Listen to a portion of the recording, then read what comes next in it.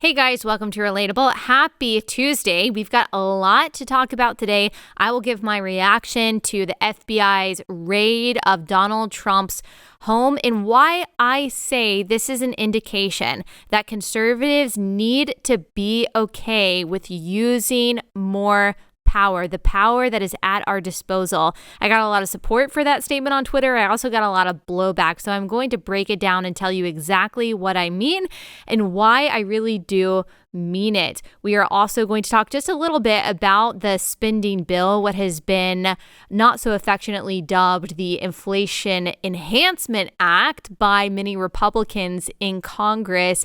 I will also touch on Stacey Abrams and her comment that she is pro-abortion because of her faith. What faith exactly is she talking about? And then in the last part of this episode, I will tell you a personal story that I experienced yesterday on the plane and the commentary I think it gives on the dire lack of strength, of courage, and compassion, particularly from a subset of men in our culture. So we will get to all of this and more today. This episode is brought to you by our friends at Good Ranchers. Go to goodranchers.com/Allie for American meat delivered. That's goodranchers.com/Allie.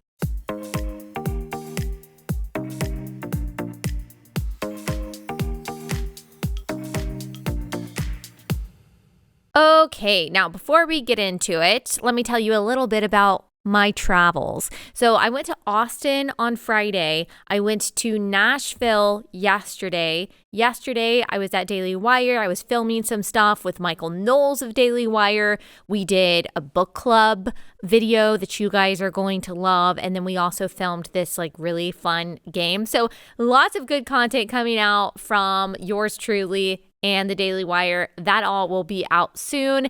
And then on Friday in Austin, I spoke to two different groups, Network of Enlightened Women. They're an awesome conservative female organization. And then I also talked to Patriot Academy, another amazing student organization, and just talked to them about the moment that we are in, the kind of courage, the kind of clarity that this moment in our nation's history calls for, particularly when it comes to not just the courage that we show in communicating and standing for that which is good and right and true, but also electing the right people to represent and fight for these things.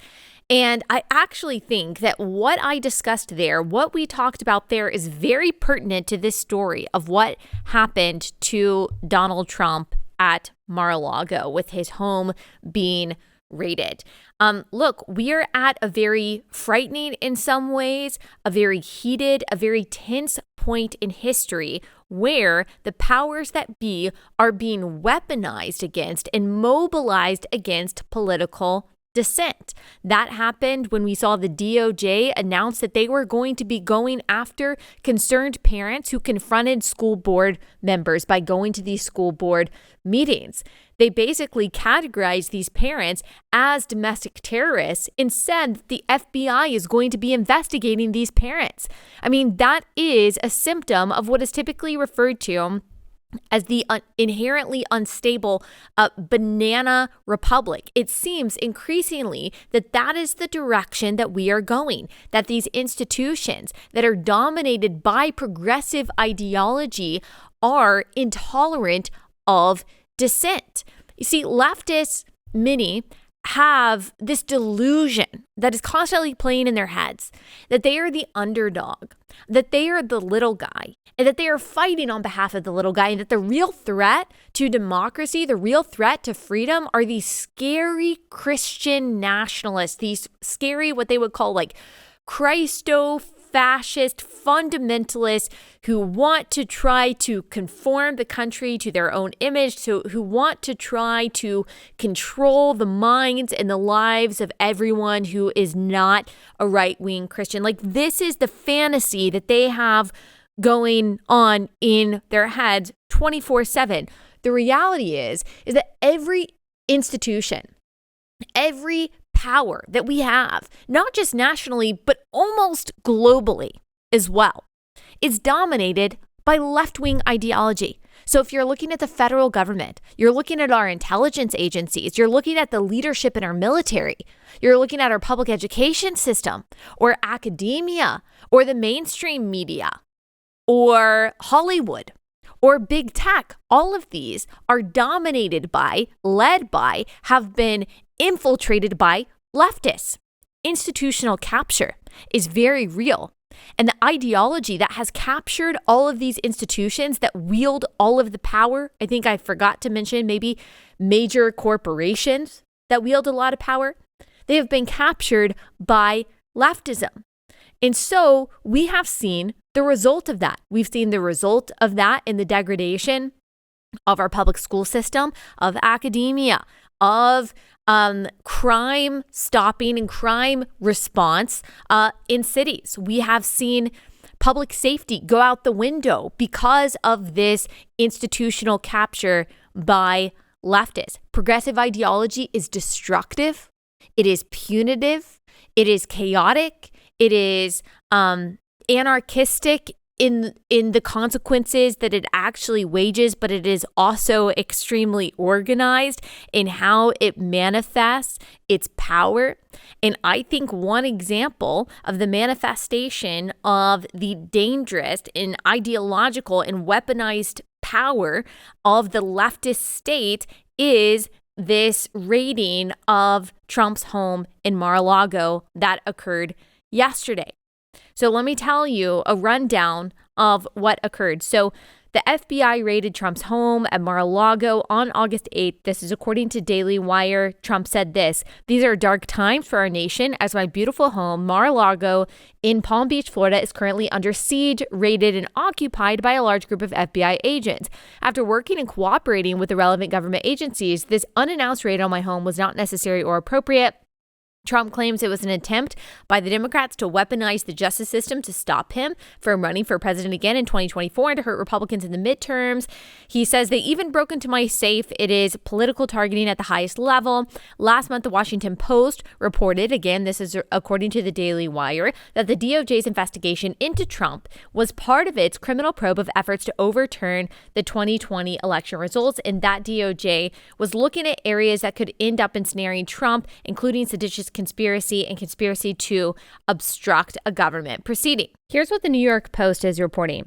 Any search of a private residence would have to be approved by a judge after law enforcement demonstrated probable cause that a search was justified. But in this case, experts said it would have had to come from the highest levels. So this raid is surely one of the most significant the FBI has ever undertaken. Jonathan Schaub, a former attorney advisor in the Office of Legal Counsel at the U.S. Department of Justice, told the Miami Herald. It would likely have been approved at the highest levels of the FBI and Justice Department. Schaub, who now works at the University of Kentucky's Rosenberg College of Law, added, the raid comes as the Justice Department is examining the actions of Trump in its criminal investigation in the efforts to overturn the 2020 presidential election. Apparently, this also has to do with documents that he brought to his Mar-a-Lago home, but weren't supposed to actually leave the White House. New York Post says federal law bars the removal of classified documents to unauthorized locations, though it is possible that Trump could try to argue that as president, he was the ultimate declassification authority. The Washington Post also reported on this and said that among the things that he took into his home, it was a cocktail napkin and a dinner menu and a couple other things. But it's interesting that the Washington Post didn't include what would have been, I guess, serious documents that would have solicited a raid by the FBI. You would think that we would have had some information on that. You would think that the FBI, that the Justice Department would want people to know very quickly that this was a totally legitimate raid. But we still don't know what were the documents that apparently justified them coming into his house and breaking into his safe. It's interesting, we still don't know that. So right now, this looks like political payback. This looks like their attempt to try to inhibit or prohibit Trump from running next term, running in the 2024 election. Now, I hope that's not the case, legitimately. While obviously I don't want Trump to be indicted, I don't want him to go to jail, I don't think that that's a good thing. I would rather this be an actually a legitimate search and seizure than have to face the fact, which I think is the more likely case, face the fact that our DOJ is basically just the political arm of Democrats and is playing politics with people's lives and with people's freedoms. Now, again, I think that is the far more likely case considering some of the statements and actions of the head of the DOJ, which is Merrick Garland, particularly against people like you and me, people like those who are going to school board meetings. So based on his actions, based on his ideology, I think it is very likely that the FBI and the DOJ is being weaponized against Donald Trump. I think that also perhaps gives us some clarity into why every Democrat just voted to add 87,000 IRS agents to the IRS. Like, what do you think they're going to do with that power? You think they're just going to go after billionaires and millionaires? They're just going to go after the people in charge? No. Those IRS agents are very likely for people like you and me. It's probably for political purposes. And so, obviously, the left is not afraid to use the power that they have at their disposal to accomplish the political purposes that they have. Now, the Wall Street Journal is also reporting on this and is trying to kind of enlighten us as to the context of what is really going on here. First, before we get into the Wall Street Journal reporting, let me tell you about our first sponsor for the day. That is Adele Natural Cosmetics. I love this company. I love their products. I love their values. I love their story. The founder of Adele Natural Cosmetics started a couple decades ago, Arlene, when she was going through health problems and she wanted to make sure that all of the products that she was using on her body were truly natural and holistic. So she decided to make them herself. So they make makeup, they make skincare. I use all of their stuff. So I use their foundation. I also use their facial cleansers. I use their moisturizers, their serums. And I can tell a really big difference in my skin. I think my skin is softer. I think it's clearer. I think the skin tone is more even. I love it. I never thought that I would change foundations. I'd been using like the same Maybelline foundation for, I don't know, probably 15 years. But now I actually love their cream foundation more than any other foundation that I've used. It matches my skin perfectly. And without it feeling too cakey or too heavy, I think it gives me really good coverage. So really do check out Adele Natural Cosmetics. They're a family-run, holistic, pro-life company that you can feel really good about supporting. Go to AdeleNaturalCosmetics.com. Enter the promo code Allie for 25% off your first order. That's AdeleNaturalCosmetics.com, promo code Allie.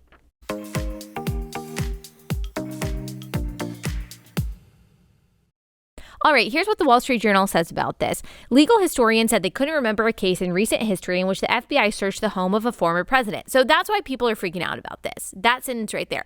That's why it's unprecedented. It's not that there is no possibility whatsoever that a crime has been committed. Of course, there are all kinds of possibilities in any case. And in all cases, of course, we don't believe that anyone should be above the law. We believe that justice should be executed. But again, based on the history of the FBI and the DOJ in general, but specifically of this FBI and DOJ, like, there is reason to worry. And because this is the first time that something like this has happened to a former president, this former president happens to be one of the most maligned presidents by Democrats in history. I just don't think that that's a coincidence. That's my personal take. The Wall Street Journal says the search marked an escalation of the Justice Department's investigation into aspects of Mr. Trump's final days in office and is expected to ripple through the run-up to November's midterm elections. Again, convenient. Officials can face up to 5 years in prison for removing classified materials to an unauthorized location. The penalties for breaking other laws related to the removal of official records also include disqualification from holding federal office, including the presidency. Something that people are pointing out is that, okay, even if this is the case, like even if there was classified material that had been taken by Donald Trump into his home that justified a raid by the FBI, which, like, if that is the case, then of course those materials do need to be handed over, and that would be a breach of the law. And it's a good law. Like, it's a good law that those classified materials stay where they're supposed to stay. They're supposed to be protected, of course, for reasons of national security. You don't want that kind of confidential information to be leaving the place where it's protected, where it's supposed to be. But a lot of people are pointing out the obvious duplicity here, that, okay, we've got Hunter Biden, we've got the crimes that clearly the Clintons have been a part of. And as far as we know, these families have not been treated with the same harshness, with the same viciousness, with the same severity that Donald Trump has for potentially taking some documents out of the White House. So I think that alone worries people about the lopsided nature of these institutions, of these agencies. House Minority Leader Kevin McCarthy, Republican in California, warned that Attorney General Merrick Garland could expect an investigation into the action should the GOP win control of the House in November's midterm election. Will anything actually come of that? I don't know. Many Democrats have been urging Mr. Garland to be more forceful in investigating the former president's actions. Mr. Garland has said little publicly about the probe, but told reporters recently, when asked about the possibility of charging a former president, that no person is above the law in this country. Of course, I don't believe any person is above the law, but it seems like what they mean is that no Republican is above the law. It seems like what they mean is no conservative or no non-leftist is above the law. There are plenty of people on the left that are above the law. And then this is a really interesting development, a troubling development. And sorry to sound conspiratorial here, but this is what's being reported. So this is according to New York Post. The judge who approved the FBI raid on Mar-a-Lago, once linked to Jeffrey Epstein. I'm sorry. This is just too much. It's too much. So this is according to the article. The Florida federal investigation judge who signed off on a search warrant authorizing the FBI raid of former President Donald Trump's Mar-a-Lago resort left the local U.S. Attorney's Office more than a decade ago to represent employees of convicted pedophile Jeffrey Epstein, who had received immunity in the long-running sex trafficking investigation of the financier. Sources tell the Post that Judge Bruce Reinhart approved the warrant that enabled federal agents to converge on the palatial South Florida estate on Monday in what Trump called an unannounced raid in my home. He was elevated to magistrate judge in March 2018 after 10 years in private practice. That November, the Miami Herald reported that he had represented several of Epstein's employees, including, by Reinhart's own admission to the outlet, Epstein's pilots, his scheduler, Sarah Kellen, and Nadia Marcinkova, who Epstein once reportedly described as his Yugoslavian sex slave. So that's just weird. I have no idea if that is connected in any way here, but I think that's an interesting point that people are going to look at. Of course, when it comes to this, I mean, we hear all the time about these right-wing conspiracy theories, but there seems to be repeatedly, consistently, stories that come out that at least affirm parts of what are typically referred to as conspiracy theories.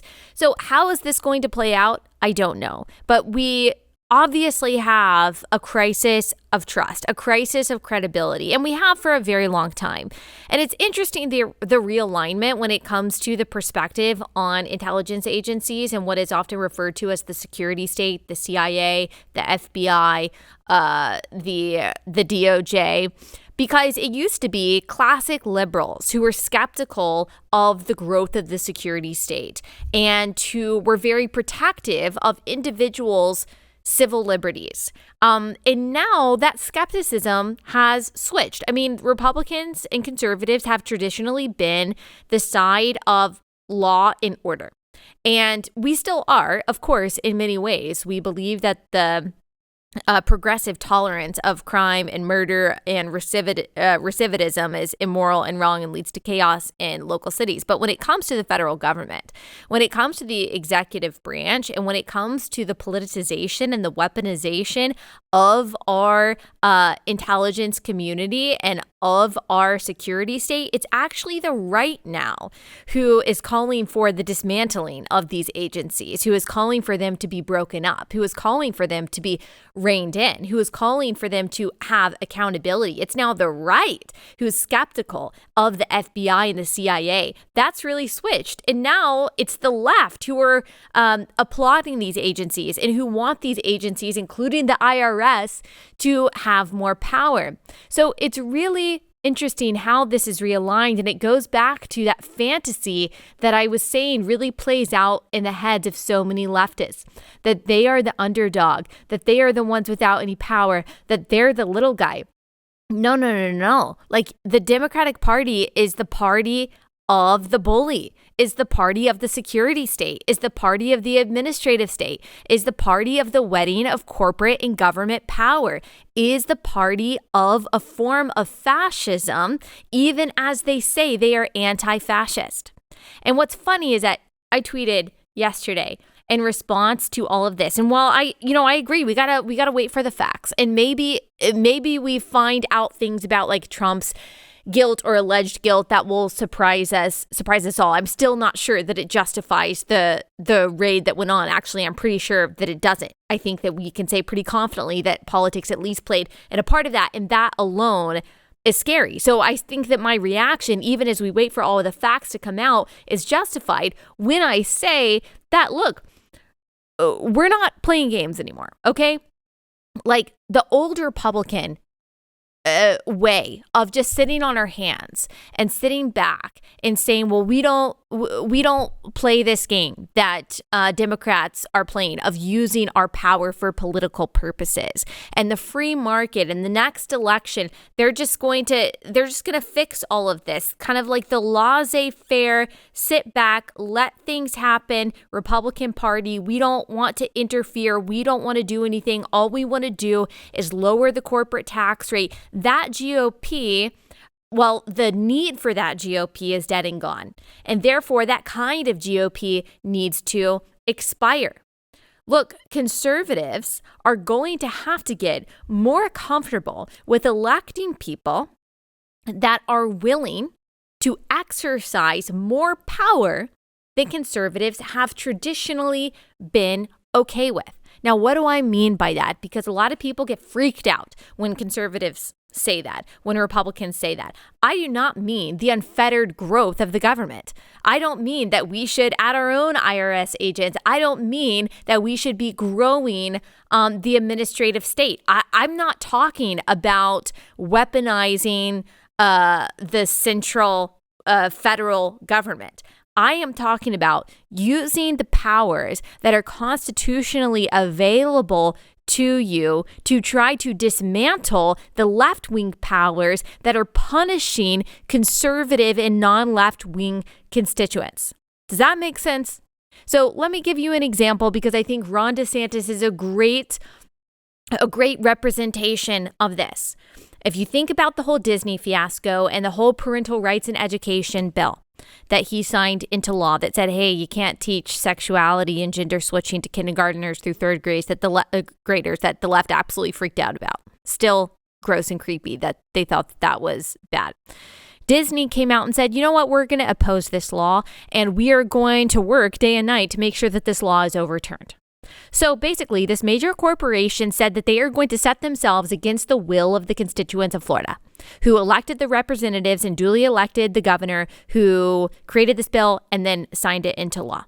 That in itself is anti-democratic. So in order to protect the democratic process, in order to protect the wishes of the constituents that wanted this bill, rather than DeSantis saying what Republicans typically do, which is, well, you know, the market will take care of it. Well, you know, people will probably stop going to Disney World and that will be their punishment. Let's just see what happens. Or rather than refusing to criticize Disney because Disney brings in a lot of money to Florida, Ron DeSantis said, no, I'm going to do something about this. I am going to use a tool that is constitutionally available to me, which is taking away the tax privileges of Disney, who basically created themselves or set themselves up as an enemy to many constituents in Florida. That's how you do it. That's what you do.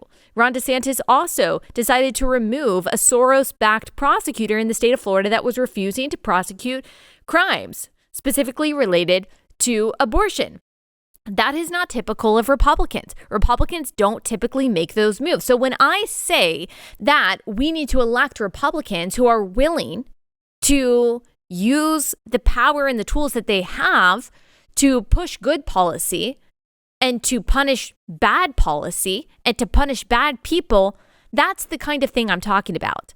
And then, of course, like using the powers that they have to dismantle and reconfigure the security in the administrative state. Yes, absolutely. That's what I'm talking about. And people on the left get so scared, and even some people on the right, when you say things like that, when you talk about power, when you talk about like taking control and using your authority to do something, Republicans and Democrats freak out about Republicans and conservatives advocating for that. On the left, you say, oh, that's just fascism. Like Allie is saying that Republicans need to be okay with exercising more authority and using more power than is traditionally used by conservatives. That's fascism. That's hilarious because you, someone on the left, you support the party that is exclusively responsible for any instance of actual fascism in the country today. Like you, as a Democrat, continue to vote for people who are forging an inextricable relationship between powerful corporations and the government to then punish people who fall outside of the progressive zeitgeist. Like they are the ones that are advocating for things like what happened in Canada when Trudeau punished the truckers and the protesters by freezing the funds in their bank accounts. And that happens here with PayPal. When there's an organization like Moms for Liberty that goes against progressivism, PayPal freezes their funds. People on the left are okay with that. So people on the left are totally 100% supportive of actual fascism and the capture of every single powerful institution in this country in order to not only push and force their ideology on the people who are in the jurisdiction of those institutions, but also to punish anyone who opposes their ideology. So when the left says, oh, I'm afraid of fascism, or I'm afraid of theocracy, or I'm afraid of Christian nationalism, they're not actually afraid of theocracy. They're afraid of dissent. They want their own theocracy. They want secular progressivism to be the state-sanctioned religion and to characterize and dominate and tyrannize every institution that they're a part of. And it freaks them out when dissent says, okay, fine, if that's the game you want to play, we are also going to use the power and the tools that are constitutionally available to us to make sure that we are actually the ones dominating the institutions, that we are the ones making the rules. We're going to shift the Overton window over. Oh, you're going to censor good ideas on the right? You're going to punish good people and good organizations over here? The pendulum is going to swing back, baby. It's going to happen. They get so freaked out by that, not because they're afraid of power, but because they're afraid of their enemies using power. Should have thought about that.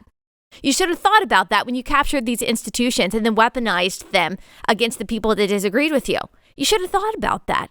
You should have thought about the fact that to every action, there's an equal and opposite reaction. And look, as I said, I don't want the unfettered growth of the federal government. I don't. I don't want a political weaponized DOJ, an FBI. I do think, though, that whoever gets in charge, if it's a Republican next, needs to use their power to dismantle these agencies and recreate them, if necessary, in a way that actually represents true and good definitions of impartial justice. So that's what I'm talking about when I'm talking about the right using power. I'm talking about the right using power for actual good things, for actual justice, for actual liberty, for actual rights. I mean, not the absolutely diluted and depraved agenda, subversive agenda that the left has when they exercise their power. I think a lot of times, we're just moral relativists, especially on the right. We're unwilling to say that power can be used for good things versus power that is used for bad things. Like we often say, oh, well, no, we don't believe in any kind of indoctrination. We don't believe in any kind of power. We don't believe in like any kind of philosophy that should be guiding law and lawmaking. But that's just not possible. Like nothing is neutral. There are bad ideas. There are good ideas. There's good and there is evil. It's okay to say that the things that we want to do using like government power or the curriculum that we want to push or the ideas that that we want to infiltrate these institutions and public schools or whatever are good and left-wing ideas are bad. Like we don't just have to pretend like we are pushing for neutrality. We're not. Like we believe that there are good ideas and there are bad ideas. There is a good definition of justice. There's a convoluted definition of justice that's on the left. There's good, there is evil. And I'm not saying that conservatives by any means or the right has like some kind of monopoly on good and on justice. I'm saying that we should be unafraid though to use all the constitutional tools available to us to push that which is good and right and true when it comes to policy. And when it comes to how our systems and agencies work in this country, the left understands that. They understand that nothing is neutral. That's why they dominate every institution that they have with their ideology. What does Orrin McIntyre sometimes say? He's a guy that I follow on Twitter. I'll probably, hopefully, have him on the show at some point. And I don't know if it's his original quote, but I've seen him tweet it a lot, is that the side that wants to win will always beat the side that wants to be left alone. So that's where we are. Like we do have to understand what time it is, right? Like we have to understand kind of like the threats that we're facing. We have to forsake nostalgia and realize that we as a country are not going to go back to like 1995 or 2004, whenever you thought this country was good. Like whenever the only disagreements that we had between Democrats and Republicans were how involved we should be in Iraq and like how high the corporate tax rate will be. I mean, we're talking about very fundamental moral differences here. Unfortunately, like that is the battle, that is the division that we're facing. And look, the left is playing ball all while telling you that if you step up to the plate, you're a fascist. I think we just have to kind of recognize that. And we have to use, as I've said a million times now, the tools that are available to us to push that which is good, right? To push truth and to push actual justice and to dismantle the powers that be that are pushing the opposite of that. That's all I'm talking about when I'm talking about Republicans using our power and using the government and the tools that are at our disposal in the government to do that. The left has been doing it for a very long time. That's why we are where we are. All right, we'll get into the rest of this stuff now. Let me pause and tell you about our next sponsor for the day. That is Raycon. So right now, you're listening to this and you've got your wired headphones on and I can see them. They're all tangled up in front of you. You look like a mess. And you've got your phone over there on the countertop and you're trying to go over there to clean the dishes and you're like, the headphones are falling out of your ear. What are you doing? Why don't you have Bluetooth headphones yet? You should get Bluetooth headphones from Raycon. So you can set your phone down and you can walk around and you don't have to worry about those wires all like tangled up in front of you. It makes your life a lot easier. Raycon's everyday earbuds look, feel, and sound better than ever. With optimized gel tips for the perfect in-ear fit, these earbuds are so comfortable and they will not budge. So I've got a friend, I gifted some Raycon earbuds to one of my friend's family. And so she gave it to her husband and her son. They both rave about them. He does trail running. And so obviously like that's a change in elevation and like you're going up and down and all of that. And he swears by these Raycon earbuds. He says that they not only sound great, but they really do stay put in your ear. So especially if you're an athlete, this is a great option for you. Go to buyraycon.com/Allie. That's BUY, Raycon.com/Allie today to get 15% off your order. That's buyraycon.com/Allie for 15% off. Buyraycon.com/Allie.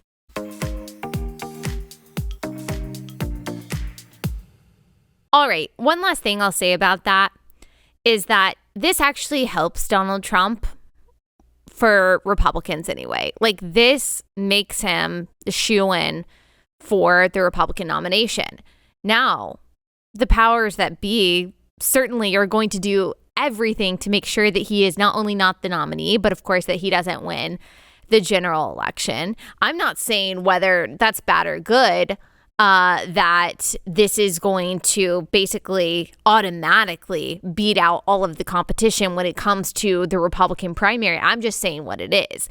Like, now you are presenting him as like a symbol, as my friend Steve Day said.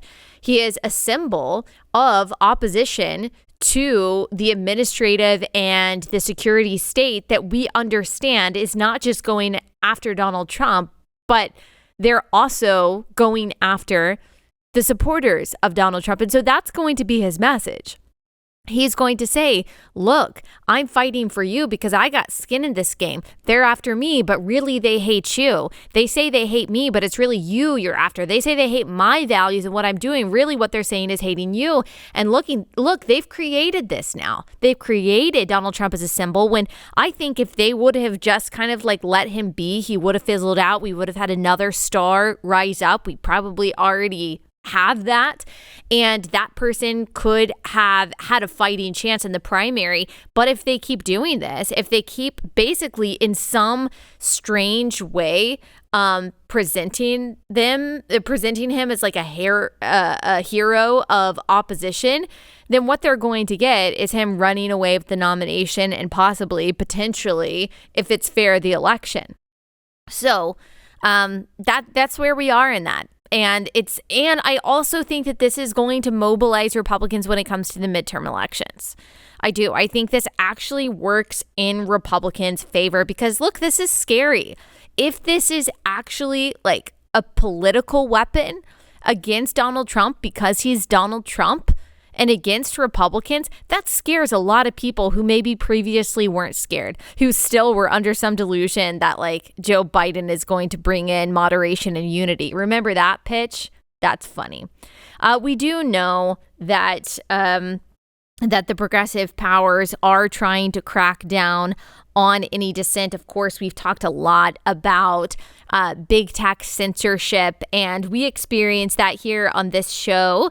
Just last week, we got an email from YouTube saying that they totally randomly, without warning, removed my conversation with journalist Julie Kelly about January 6th and the prisoners that are in solitary confinement and are incarcerated because of, in many cases, non-violent offenses on January 6th. And she talked to me about the corrupt system in place that has unfairly come down on the people who were involved, again, often peacefully, in the January 6th riots and protests. Everything that she said was factual. She has backed it up by her own sourcing, her own journalism, her own fact-checking herself. And even if it wasn't, like even if it was just her opinion, even if it was just her perspective, so what? There are a million different perspectives on YouTube. A lot of them are straight up garbage and based on abject lies. But because this goes against the approved narrative, we've gotten the episode, I think it's episode 630. Yep, episode 630. It has been removed from YouTube. So I encourage you to go to Blaze TV, watch it for yourself if you have not already. We've got the link to the episode on Blaze TV in the description of this episode. You can also listen to it on Spotify, Apple Podcasts, wherever you listen while it's still available. So I would hightail it over there right now and listen to that.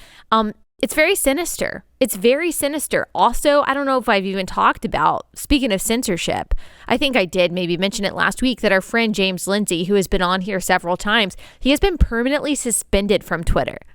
Like, we're not talking about a Christian conservative getting kicked off for Christian conservative views, which is often what happens. I mean, we're talking about an agnostic, a political independent who just happens to be against the grooming of children.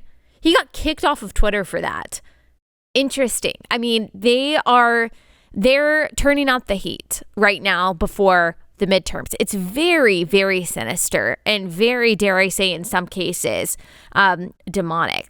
Speaking of demonic, the IRS, as I mentioned a few minutes ago, they've added 87,000 employees, according to this Inflation Reduction Act, so-called, that just passed the Senate, that was completely partisan. No Republicans voted for it. Only Democrats voted for it. The tiebreaker, of course, was Vice President Kamala Harris. And so there's a lot to analyze in this particular bill. As Representative Thomas Massey of Kentucky has said, it's actually an inflation enhancement bill, that it's going to make inflation worse, of course, because it's spending. And so that's just what we know about what makes inflation worse. They said it's for the climate. They said it's for the economy, that it's going to lower costs, it's going to help inflation. It's actually probably going to do the opposite. And it's looking like it's going to raise taxes on most severely and disproportionately the middle working class, people who make more than $30,000 a year. And of course, Joe Biden is saying that he's only going to tax the rich. I guess that's true if you consider someone who makes $35,000 a year rich. And so, unfortunately, even some of the Democrats that we consider to be moderate, they voted for the bill. There were many amendments that Republicans tried to pass to add to the bill that Democrats struck down. And so remember that when the pain gets worse, remember that when costs don't go down, remember that when your taxes go up, remember that when your small business is getting audited by these new IRS agents, remember that. Remember who forged this, who authored this, who voted for this, and who didn't. And again, I will say it really matters who we elect in November. That really matters. It can't just be someone with an R by their name. It's got to be people who are fighters. And I think that we're doing that. Like, I think actually the election of Carrie Lake, for example, as the Republican candidate in Arizona, Blake Masters, Senate candidate in Arizona. We've also got J.D. Vance, of course, Senate candidate in Ohio, and Joe Kent's, I think, representative candidate in Washington. He just won the Republican primary.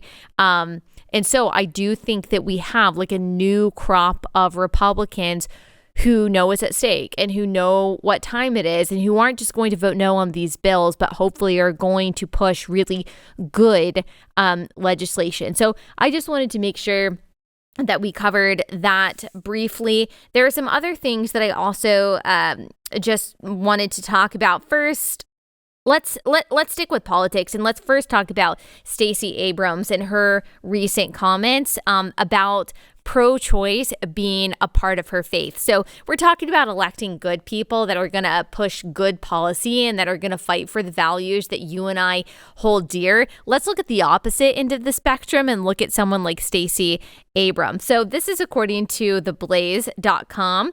The headline is, Stacey Abrams says being pro-choice is part of her faith, and according to her faith, you protect the vulnerable and you wrap them up in your love. Oh, the irony. Oh, the irony. So she says, the decision to be pro-choice is exactly part of my faith. I cannot strike down another person's rights simply because I don't agree. So it might be a part of her faith. The question is, what does she worship? She doesn't worship the God of Scripture, of course, who demanded the death penalty for child sacrifice, who says that he made us in our mother's womb fearfully and wonderfully. She doesn't worship the God who says, let the little children come to me, for to such as these belong the kingdom of heaven. She worships the God of self. The God of self has two supreme values, and that's autonomy and authenticity. Autonomy and authenticity can be two very good things, very good values. But when they are not submitted to a higher authority, the God of Scripture, they actually become idols that then justify sin, that then justify us doing whatever we want to do, as long as it serves A, our autonomy, our control over ourselves and our lives, and B, our authenticity, being ourselves. That's what abortion is. It is serving the God of self and one of its subsidiaries, which is the idol of autonomy, that you are even willing to sacrifice the life of another human being if that means that it is serving the control that you want to have. And then, of course, how we see the idol of authenticity show up is, well, I can be anyone that I want to be. I can be whatever I feel, even if that is sacrificing your own body and sacrificing your reality on that altar. Autonomy and authenticity can be two good values, but only when they are submitted to Christ. Only when they are submitted to God's law. Only when they are submitted to what God says, the phrase that we say so often, is good and right and true. So this idea that she has to defend abortion according to her faith might be true, but that is because she ascribes to not Christianity, but to secular humanism, which has a God, and the God is self. So please don't vote for Stacey Abrams. Please do whatever you can to make sure that she does not win. I don't think that she would. It would be a disaster for my beloved state of Georgia. I love Georgia. Have a lot of family there, lived there, met my husband there. It's a great place. It's got a lot of libs there, 100%. But let's make a better decision. Let's not vote that silly woman in office. All right, I'll close this out. I didn't have time to get to all the stories that I wanted to talk about today. But I do have a story that I want to tell. It's like a personal story and just like a little diatribe I want to go on in just a second. But let me tell you about our second to last sponsor for the day, and that is Good Ranchers. So you guys know I love Good Ranchers. You should be getting American meat delivered right to your front door. It makes your life easier. They've got American beef and better than organic chicken, pre-marinated and non-pre-marinated, and seafood. You're supporting American farms and ranchers when you do that, and it's just convenient for you not to have to go to the grocery store and get more meat every week. It comes in a box right on your porch. We absolutely love it. But also, in addition to just feeding your family really good meat and supporting this American industry, you can also help kids who are facing hunger and food insecurity. They are on a mission to donate 100,000 high-quality meals to young children who often go unfed or end up malnourished from poor access to nutritious food. You join this campaign, you order a box of American meat, and with every box that is ordered, that contributes to the meals that they are then donating, all 100,000 of them, to these kids who are in need. So go to goodranchers.com/Allie. When you do, you get $30 off your order plus free shipping, and you are donating this life-changing food to kids in need. That's goodranchers.com/Allie, or use my code Allie at checkout, goodranchers.com/Allie.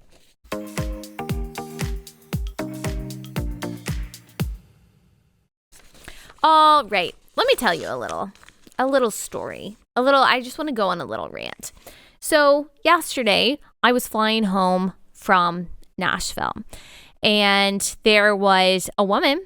She was an older lady. I would guess she was probably 85. And she was using a cane to walk, and she was standing outside of the bathroom, which was right next to my seat. And I saw that she was swaying, and she had a hard time holding on to the walls, and it was turbulent. And I saw that the flight attendants were trying to talk to her. They were telling her, "Hey, you really need to go sit down. It's going to be bumpy." But they were not getting up from their seats. And it was very clear to me that she could not understand what they were saying. Turns out she could not speak English. I don't know what language she was speaking, but she couldn't speak English. She was clearly very confused. I'm not sure that she could see very well either. I mean, we're talking about a very feeble older woman. I thought maybe she was trying to get into the bathroom, but the bathroom wasn't occupied. And so everyone was just like looking at this situation. And this has nothing to do with me being valiant or anything. When I say that it caused me like zero inconvenience or sacrifice whatsoever, I mean that. And this is not the point of the story, but I just stood up. I asked the flight attendants, like, what's going on here? Does she need help being stabilized while she's waiting for the bathroom? And they were saying, oh, she needs to go back to her seat. She needs to go back to her seat. And so I was like, okay, well, I don't really understand why the flight attendants aren't doing anything about that. So long story short, I led this older lady back to her seat. She sat down, and on the way back, I had these men. It turns out I was sitting around like 6 adult able-bodied men who had just been looking on with their like mouths hanging open. One of them gave me a fist bump. One of them was like, "Wow, that was so nice of you." And I just thought, I'm thankful to have done it. It was really easy. It took 2 seconds of my life. It took no, as I said, sacrifice whatsoever to do that. But why was it me? Why was it me? Why did none of those adult, able-bodied men who were all standing there with their mouths open like a largemouth bass, why didn't they do anything? Why didn't they stand up and say, this is a feeble old lady, and how society is ordered, adult men, able-bodied men, are supposed to be the ones to first step up for the most vulnerable. They're supposed to be the ones to step up on behalf of the weak, of the elderly, of the child, of the woman. Why are all these men just sitting there while this woman is unable to stabilize herself? Why is it me? Why is it the young woman, the only person who was like, okay, maybe I can take my AirPods out and pay attention to what's going on? I still don't even know why the flight attendants didn't do the same thing. Why are they just sitting there unwilling to help this woman back to her seat? I don't know. But it made me very sad for society. I don't think that I am better than any of the people sitting around me. I think that I decided to tune in for a second to pay attention, to do something that wasn't very difficult at all. But the fact of the matter is that most people, and I think that includes men, and most disastrously that includes men, most people don't want to look up from what they're doing. Most people don't want to even be slightly inconvenienced, or they have been so trained to not involve themselves in the affairs and circumstances of other people that they would literally watch an elderly woman fall to the ground before they would get their butts out of their seat and do something about it. And I really wanted to get on the intercom after I got a fist bump and a pep talk from one of the guys who was sitting around me and say, I don't want your fist bumps. I don't want your pep talks. I want you to do something. I want you to be a man. I want you to do what men are supposed to do, which is advocate on behalf of the most vulnerable.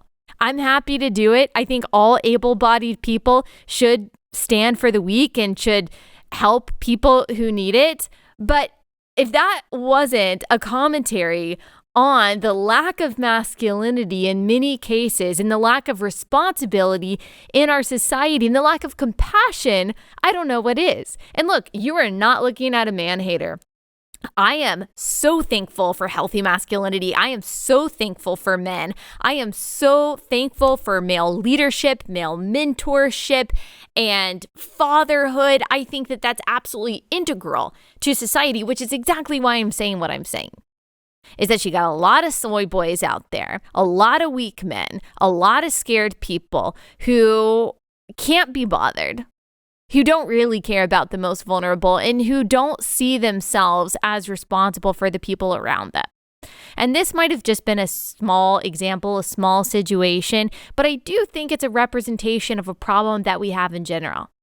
And if you haven't listened to yesterday's episode about the importance of the family structure and family formation, particularly the presence of strong fathers, then you should go listen to that, because that gives some statistical backing to what I'm talking about, and it gives some data that I think supports this idea that we are dealing with a crisis of a lack of masculinity and strong fathers and father figures and men as strong examples in our society. And it also links to everything else that we're talking about.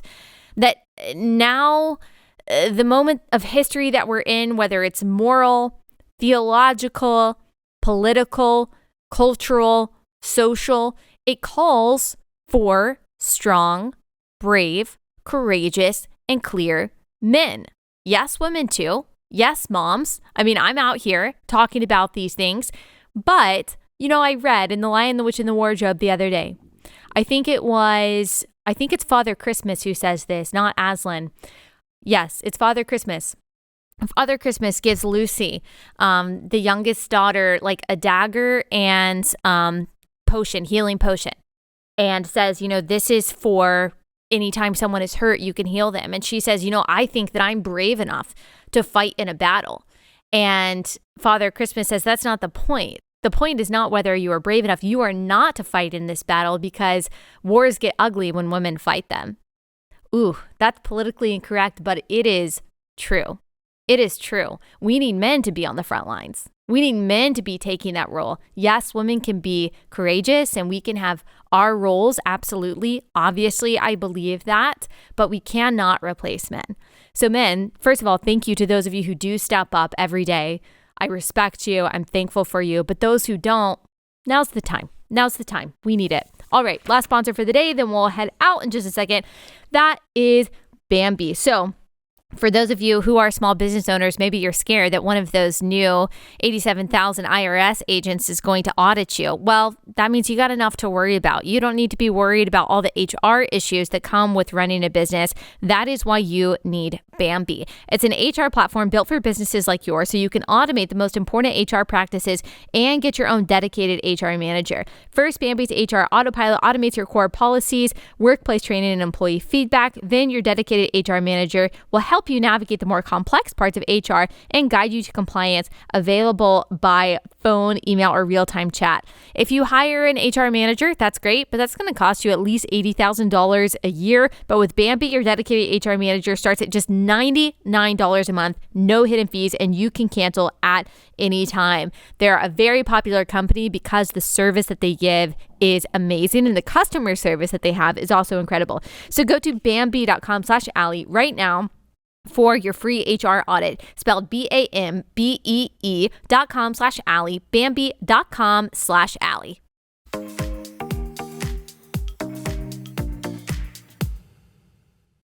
And also, by the way, I do think someone asked me about like Republicans exercising power to push policies that are good and to do things that are good and just. And this is someone on the left, of course, pronouns in the profile, saying, is that really Christ-like to amass power? Of course, what that person means is that it's Christ-like for Democrats to amass power, but apparently not Republicans. And as I've already said, I don't believe in amassing power for the sake of amassing power. I don't believe that. But yes, I do actually think that it is representative of a Christian value system to go after bad things and to do good things and to punish injustice and to promote justice and to be harsh against those who misuse their power to crush those who are weak and to be soft and gentle towards those who are vulnerable and are being depressed and or being oppressed and who are without help. So the answer to that is yes. And of course, the opposite of that, the opposite for advocating for the vulnerable and the oppressed is every value that the left-wing ideology has, whether you are looking at the sacrifice of children and abortion, or whether you are looking at the sacrifice of children when it comes to gender ideology, or when it comes to the disproportionate effect of bad COVID policy and restrictions on both the elderly and children and the poor. The exact opposite of a Christian value economy and the exact opposite of caring for the oppressed is what Democrats and progressives continually put forward, which of course is why I believe in pushing back against it with everything that we have. All right, that's all I've got time for today. We'll see you back here tomorrow.